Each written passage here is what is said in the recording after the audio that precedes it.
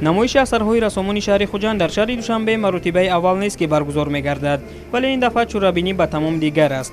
ба гуфти масъулин имсол ин намоиш дар ҳоли таҷлил мегардад ки аз санаи соҳибистиқлол гардидани Тоҷикистон 30 сол пур шуд ва дар ин муддат дастовардҳои мусаввирони шаҳри хуҷанд низ ба маротиб афзудаанд.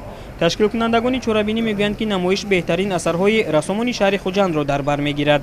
ин асарҳо ба мавзӯъҳои гуногун бахшида шудаанд ва зебогиҳову шукуфоиҳои Тоҷикистони соҳибистиқлолро бозгӯӣ мекунанд. албатта ман фикр мекунам ки имрӯза намоиш нисбатан ба он номишҳое ки 20 сол қабл аз ин оғоз карда буд каме фарқ дорад, аз лиҳози он ки ба ҳар ҳол дар давоми 20 сол дараҷаи касбии эҷодкорони мо хеле боло рафт ва худи мавзӯи ғоявии худи асарҳое ки дар инҷо пешниҳод карда шудаанд, ман бовар дорам ки тӯли 20 сол ки мо инқадар дастовардҳои бузург дорем дар тамоми кишвар, албатта як андоза ин низ бевосита ба эҷоди рассомони мо таъсири худро расондааст, бетаъсир намондааст. дар маросими ифтитоҳи ин намоиш намояндагони вазорати фарҳанги ҷумҳурии Тоҷикистон ва дигар муассисаҳои фарҳангии кишвар иштирок намуда зикр доштанд ки дар даврони истиқлолияти давлатӣ дар баробари дигар бахшу самтҳои хоҷагии халқи мамлакат соҳаи фарҳанг низ рушд намуда рассомони тоҷик ба дастовардҳои назаррас ноил шудаанд.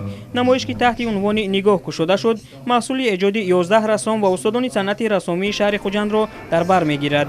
дар маҷмӯъ дар намоиш 44 асар ба маърази дид гузошта шудааст. дӯстдорону ҳаводорони санъати тасвирӣ метавонанд то охири моҳи январ дар донишкадаи давлатии санъати тасвирӣ ва дизайни Тоҷикистон аз ин намоиши пурмуҳтаво дидан кунанд.